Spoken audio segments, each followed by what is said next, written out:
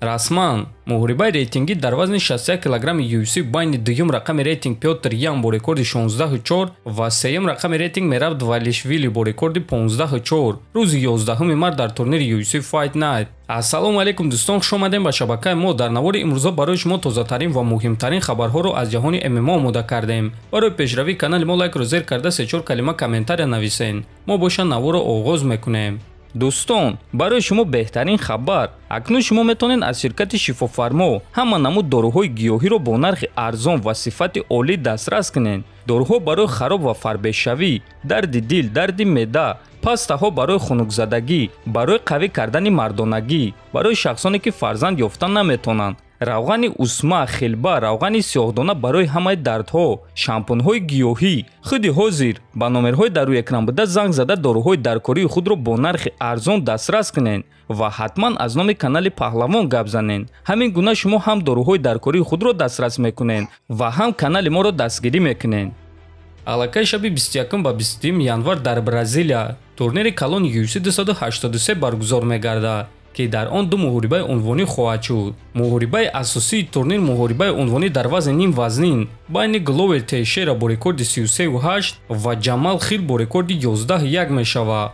дуюм муҳорибаи асосии турнир боша муҳорибаи унвонӣ дар вазни 57 кг. чорум муҳориба байни чемпион Дэвисон Фигередо ва довталаб Брендон Марено хоҳад шуд. ҳамчунин дар ин турнир муҳорибаи рейтингӣ дар вазни нимёна байни Гилберт Бёрнс ва Нил Мегни хоҳад шуд. шаби гузашта иштирокчиёни муҳорибаҳои асосии ин турнир аввалин маротиба муҳорибаи рӯбарӯ гузаронданд ва акнун онҳоро маросими вазнкамкунӣ ва охирон муҳорибаи рӯбарӯ интизор аст. дар куҷо ва соати чанд ин турнирро тамошо карда мешавад, мо навор карда ба шумо ҳамаи маълумотро мерасонем. барои ҳамин обуна шуда зангулачаро пахш кунед то ин ки бехабар намонед.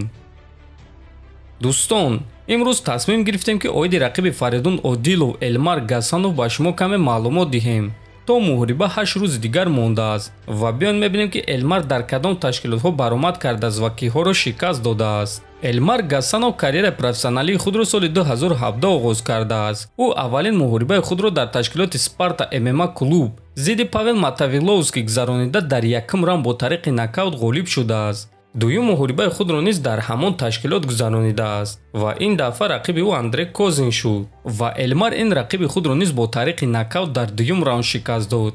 сеюм муҳорибаи худро ӯ зидди Алексей Дьячков гузаронида дар якум раунд бо тариқи сабмишн ғалаба ба даст овардааст. ва дӯстон, бояд қайд кард ки ҳамаи ин рақибони Элмар аввалин маротиба ба октагон баромада буданд ва танҳо яктаи аз онҳо дар вақти муҳориба зидди Элмар Гасанов рекорди 1 ғалаба ва 8 бохт дошт. баъд аз муҳориба зидди рақибони суст, Элмар бо рақиби хуб шогирди Александр Шлименко Александр Падмарёв вохӯрд ва дар ин муҳориба бо қарори доваро ғалаба ба даст овард, аммо баъдан ин муҳорибаи онҳоро ничия эълон карданд.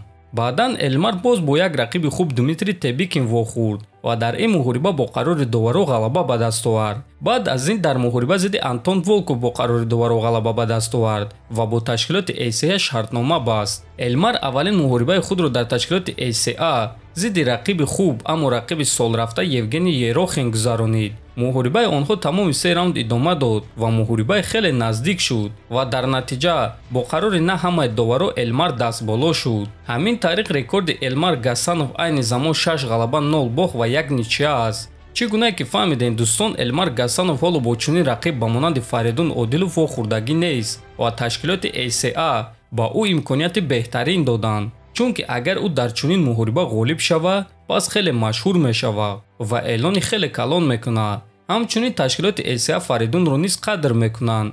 барои ҳамин ба ӯ дар вазни нав рақиби топ надоданд, то ин ки Фаридун қафаси ACA-ро ҳис кунад, то ин ки ӯ дар вазни нав одат кунад, то ин ки ӯ худро бароҳат ҳис кунад ва ғалаба зидди ҷангуари бебохт ба Фаридун имконият медиҳад ки ба ҷангуарони топи ин вазн визв диҳад.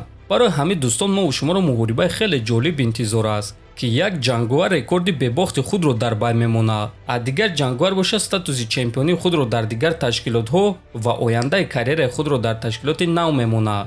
мо албатта ки Фаридунро дастгирӣ мекунем ва бешубҳа ба ғалабаи ӯ боварӣ дорем. шумо боша дӯстон фикрҳои худро дар комментария нависен. дар канали мо ҳатман обуна шавен то боздид хонободу сарбаланд бошен.